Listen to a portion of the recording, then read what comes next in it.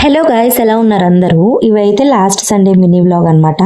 మేము ఎప్పుడైనా అమ్మవారికి ఇంట్లోనే కోడిని నివేదన ఇస్తూ ఉంటాము. బేసిక్ గా ఇదైతే సంక్రాంతి పండుగ వెళ్ళిన తర్వాత అయితే చేస్తూ ఉంటాం అన్నమాట. ఇంట్లోనే ఇలా గోడకి నామాలు అవి పెట్టి చీర జాకెట్ పెట్టి అమ్మవారికి పూజ చేస్తుంటాం. ఇలా ఇంట్లోనే అమ్మవారికి పూజ చేయడం వల్ల ఇంట్లో ఉన్న చిన్న చిన్న శాంతులు లాంటివి పోతాయని పెద్దవాళ్ళు చెప్తారు.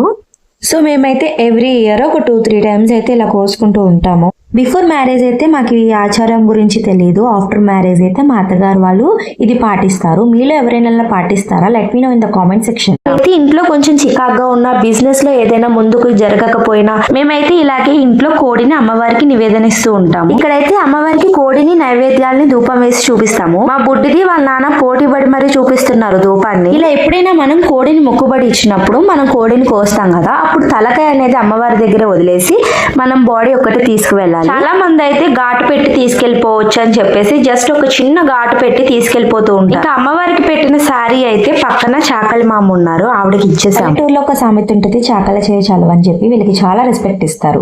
Do subscribe.